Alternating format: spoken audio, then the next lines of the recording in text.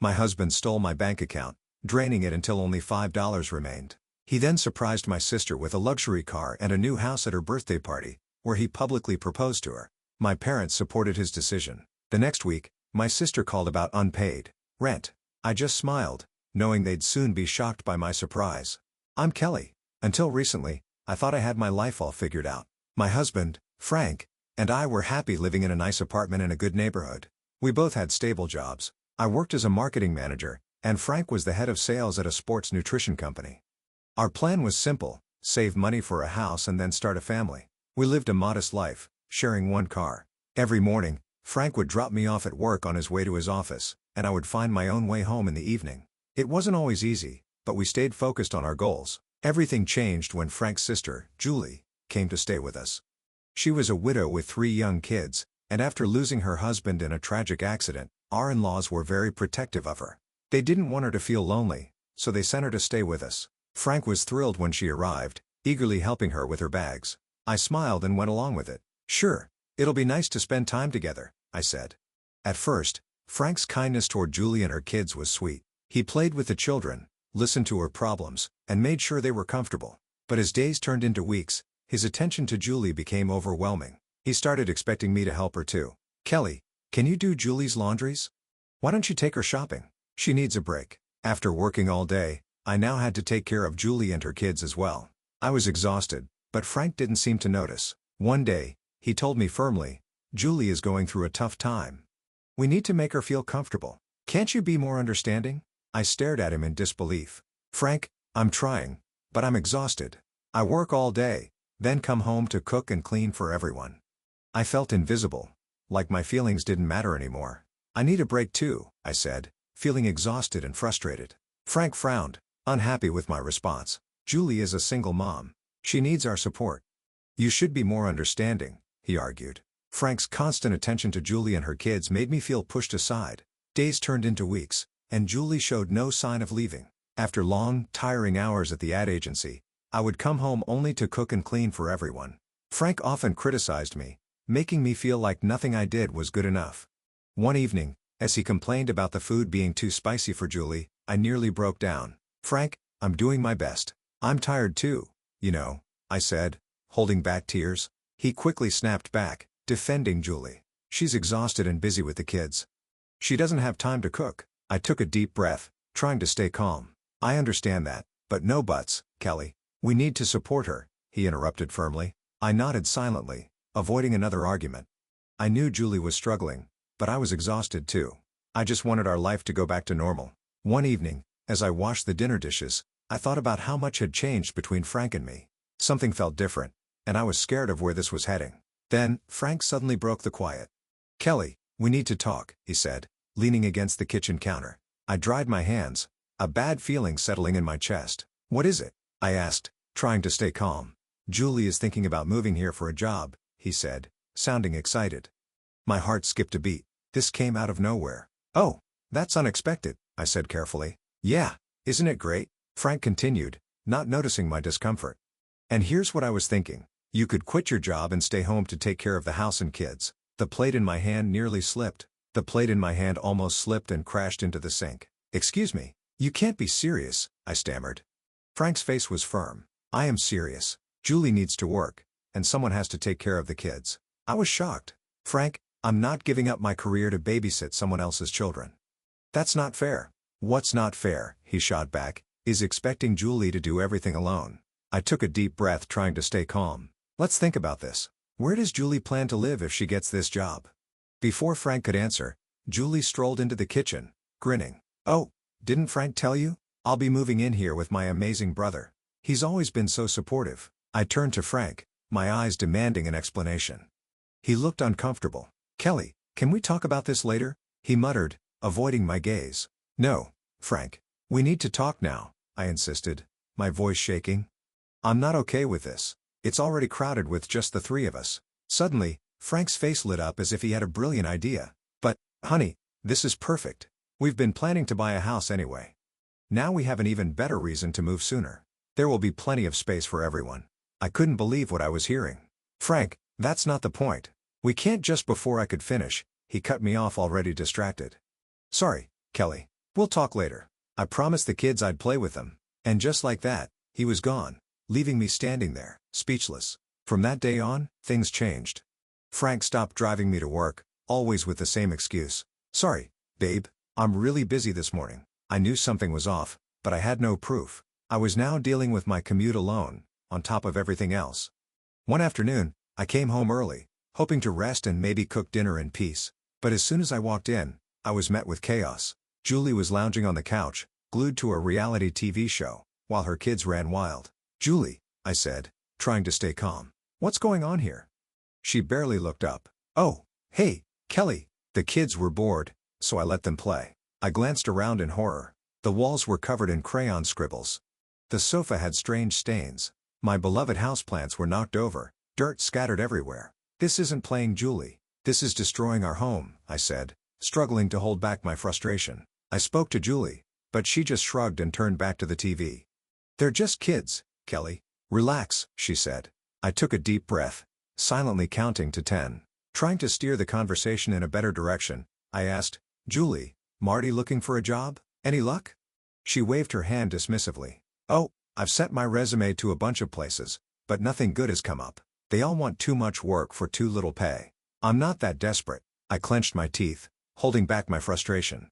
Of course, she wasn't desperate. She was living comfortably in our home while Frank and I paid for everything and handled all the chores. That night, as Frank and I got ready for bed, I tried to talk to him again. Frank, we need some rules. Julie can't just let the kids run wild, and she needs to help with the housework. Frank sighed, clearly annoyed. Kelly, she's going through a rough time. Can't you give her a break? A break? Frank, I have been giving her a break for weeks. Our home is a disaster. I'm doing everything, and somehow, I'm the bad guy for asking for help. Keep your voice down, he muttered. You'll wake everyone up. I know it's not perfect, but she's family. We have to stick together. Later, as I lay in bed listening to Frank's steady breathing, I couldn't help but wonder, when did stop being part of this family? And how much longer could I live like this? Days passed, then weeks. The house only became more chaotic. Frank acted as if nothing was wrong, completely ignoring the mess and stress his sister and her kids were causing. Anytime I tried to bring some order, Julie would run to Frank with complaints. One evening, I overheard her talking to him, pretending to be concerned. Frank, I don't think Kelly likes the kids. She's always telling them off and making them clean. They're just children, you know? I waited, hoping Frank would defend me, explain that asking for basic cleanliness wasn't unreasonable. Instead, I heard him sigh. I'm sorry, Julie. I'll talk to her. That night, Frank confronted me in our bedroom. Look at this place, Kelly. It's a mess. If you can't handle it with the kids around, then maybe. I tensed, already dreading what he was about to say. Maybe what, Frank? I cut in. Maybe you should quit your job. If you stayed home full time, you could keep things in order and wouldn't have to stress about the kids. I stared at him, speechless. I let out a bitter laugh, a mix of disbelief and anger. So, now, expecting kids to clean up after themselves is child labor? Frank, do you even hear yourself? But he wasn't really listening. He had been pushing this idea for a while, and honestly I was tired of fighting it. You know what, Frank? Fine. You want me to quit? I quit, I said. But in my mind, I was already forming a different plan. His eyes widened in surprise. Really? You mean it? I nodded. Yep, I'll call work tomorrow, and let them know. Frank's face lit up with a huge grin, and he hugged me tightly, not even noticing how stiff I was. Oh, Kelly, this is amazing. You'll see, everything will be better now. The next day, I did call work, but not to quit. Instead, I explained to my boss that I needed some personal time to sort things out at home. I hinted that changes were coming, but didn't give too many details. Luckily, I had recently trained an intern who was ready to step in, and my boss was supportive. I requested 1 month of unpaid leave. When I told Frank that I was temporarily leaving my job, he beamed with pride.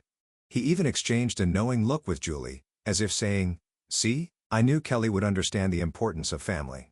Watching them celebrate, I felt like an outsider in my own home. But, I reminded myself, this was only for 6 months. I needed time to see how things would play out, to see if Frank would finally realize the problems in our setup. The next morning, Frank kissed my cheek before heading to work. Have a great day at home, he said, fully confident that I would handle everything just fine. I forced a smile, waved him off, then turned to face the chaos inside the house. Julie was sprawled on the couch, remote in hand, while her kids ran wild. From that day on, my life became an endless cycle of cleaning, cooking, and childcare.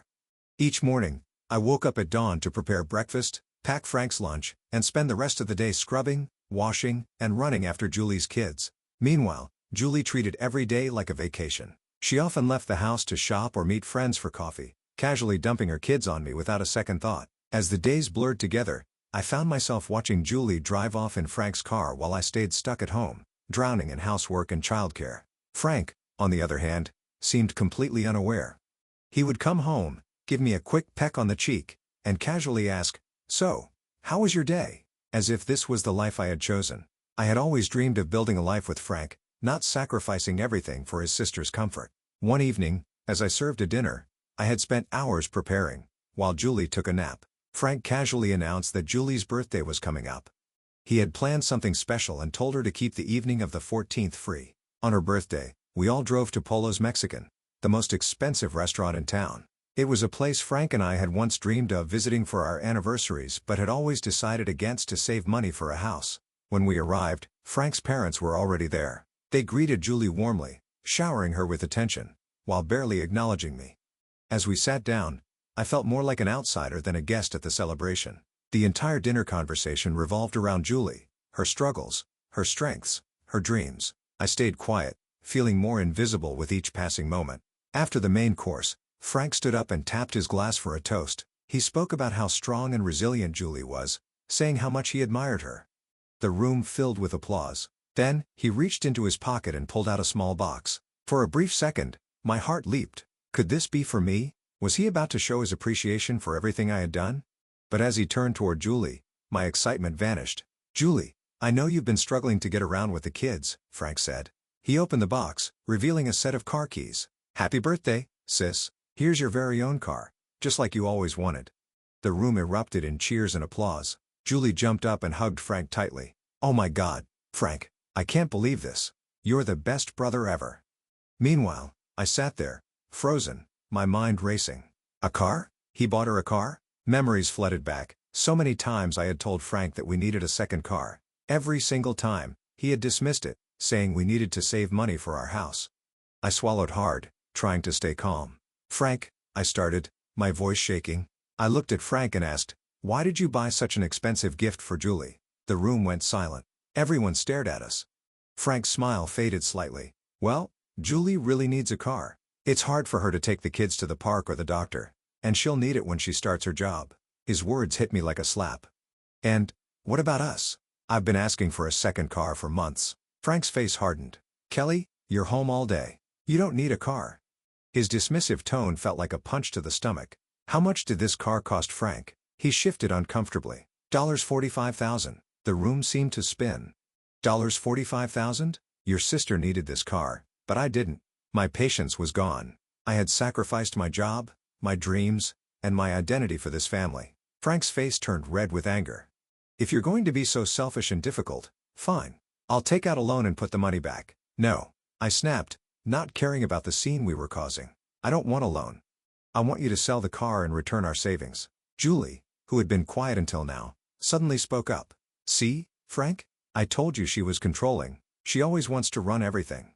Frank's parents nodded in agreement. His father spoke sternly. "Kelly, you need to understand your place. Frank is the head of this household." I felt like I was drowning in judgment.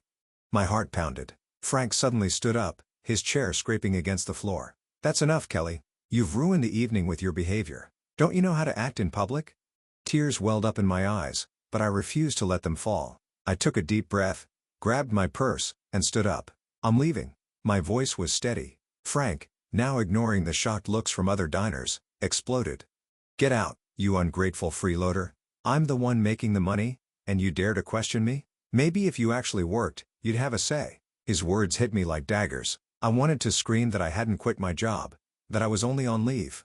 But what was the point? They had already made up their minds about me. I turned and walked out of the restaurant, his angry words still echoing behind me, about how I lived off him and dared to complain. The cold night air hit my face as tears finally spilled down my cheeks. Humiliation, anger, and something else, a firm decision forming in my heart. This was over. When I reached our apartment, my hands trembled as I tried to unlock the door. Inside, Julie looked up in surprise as I stormed in, my face streaked with tears. I walked straight to our bedroom. I packed my suitcase without thinking, just clothes, essentials, and a few things that meant the most to me. I left Frank a short note. I'm at a hotel. Don't contact me. The hotel room felt empty, but at least it was a safe space. That night, I barely slept, replaying the awful dinner in my head. By morning, I knew what I had to do. As soon as her office opened, I called a well-known divorce Scot, Helen Hadsell. Sitting in her office, I told her everything. How my marriage had slowly fallen apart, how Frank had betrayed me financially, and the humiliation I had endured. Julie listened carefully, taking notes. Based on what you've told me, you have strong grounds for divorce, she said when I finished. Determined to start fresh, I found a small apartment near my job and asked to return to work early. My boss quickly agreed. As I settled into a new routine, I hoped for a peaceful divorce. I didn't want revenge, just fairness. During our first mediation session, I kept it simple. Let's handle this calmly. Just return the money you used for your sister's car, and we can split the rest of our savings equally. Frank scoffed. That car was a gift. You're being unreasonable. It soon became clear we weren't going to settle this easily. After several frustrating meetings, I realized we would have to take it to court. The next few months became a blur of legal battles. Frank fought me every step of the way, trying to make me look bad. Finally, after what felt like forever, the judge made her decision. Mr. Johnson used shared funds to buy a car for his sister without his wife's consent. This was unlawful. He must repay Mrs. Johnson half the car's value and cover all legal fees. Relief washed over me. This wasn't just about money. It was about justice. About being heard. About standing up for myself. Frank was furious as we left the courthouse. I hope you're happy, he hissed. You're just greedy. In the weeks that followed, he obeyed the court order. He transferred the money to my account, though he had to take out a loan to do it. I felt no guilt. His choices led us here. Now, we were both dealing with the consequences. 4 months after the divorce, I had finally found peace. My little apartment was calm and quiet, the complete opposite of my old life. I reconnected with old friends, threw myself into my job, and even started a small herb garden on my balcony. For the first time in a long time, I felt happy. One quiet Thursday, a knock at the door startled me.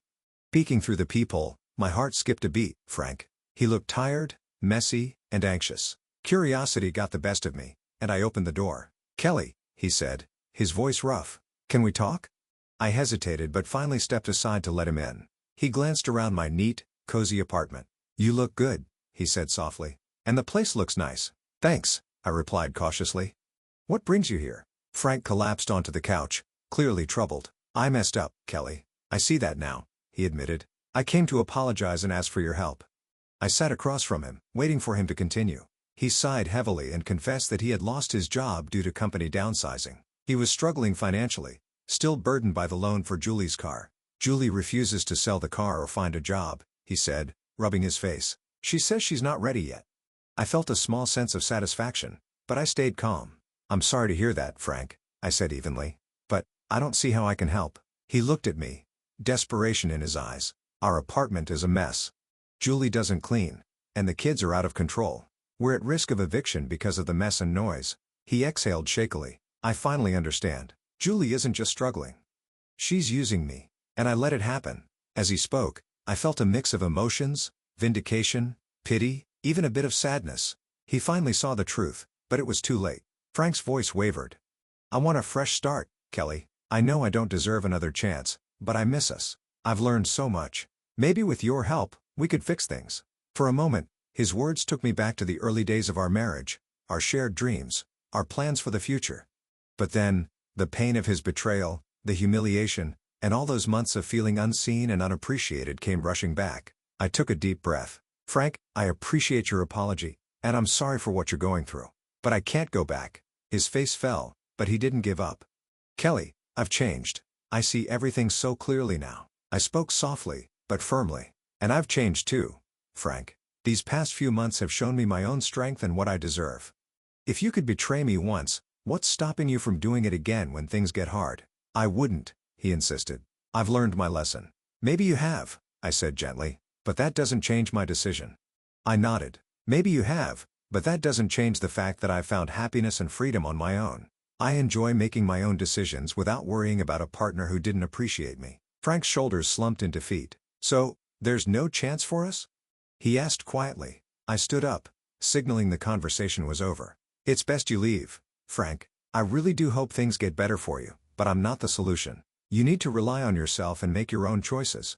He nodded slowly and walked to the door. Before leaving, he turned back one last time. "I really am sorry, Kelly, for everything." "I know," I said softly. "Goodbye, Frank." As I closed the door behind him, I leaned against it and let out a deep breath. A rush of emotions filled me: sadness for the dreams we once had, a small sense of triumph that he finally saw his mistakes. But more than anything, I felt free.